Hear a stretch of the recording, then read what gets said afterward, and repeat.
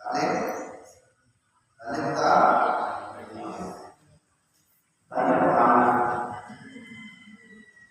Jadi talim itu ilmu yang mempelajari tentang bagaimana seorang santri, bagaimana seorang penuntut ilmu, bagaimana seorang pelajar sesungguhnya.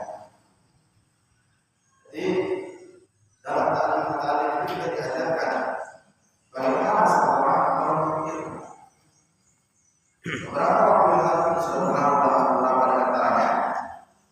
Kali ini kita masuk di pasal yang membahas tentang pasal fil jiddi wal muwazabati wal himmah. Pasal tentang ketekunan, kesungguh-sungguhan dan pilihan. Jadi kita akan membahas seperti apa sih ketekunan dalam ilmu, kesungguh-sungguhan dalam ilmu, terus-menerusnya dalam ilmu dan minat dalam menuntut ilmu. Sekarang pertanyaannya, menuntut ilmu itu hukumnya apa? Hukumnya apa? Apa?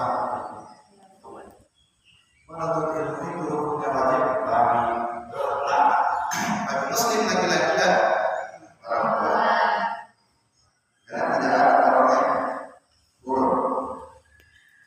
Sumala budaya jiddi wal muwazabati wal lazimati li talibil ilmi wa ilayhi al-isar bil Qur'an bi qawlihi ta'ala ya Yahya uzil kitab al-quwa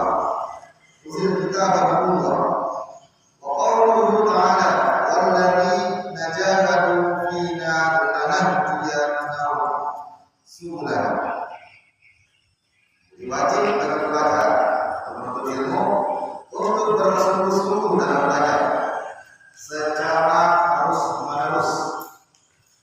Jadi sebagai pelajar kita harus terus-menerus dan bersungguh-sungguh. Hanya saja terkadang namanya manusia, apalagi usia kalian, itu sifat pemalas itu lebih cenderung mirip dengan binatang. Ya tidak apa-apa, saya orangnya kalau berbicara tentang ilmu jarang saya baik saya. Kenapa saya bilang begitu? Tahu binatang? Sapi misalnya sapi masuk ke karangan, ditanya bapaknya, sapi keluar sana, jangan masuk di situ, menginjak rumput, jangan makan rumput, mendengar? Harus diapain? Usir, saya usirnya. Masa bisa pergi. Diambil kayu dipijak. Nah, itulah seorang penuntut ilmu yang belum mengenal yang seusia dengan kalian. Padahal sebenarnya kayak orang tua zaman dulu. Orang tua zaman dulu itu bilang menuntut ilmu di waktu kecil bagaikan mengukir di atas batu. Belajar di waktu tua bagaikan mengukir di atas air. Maksudnya bagaimana itu? Maksudnya kalau kalian otaknya yang masih stabil,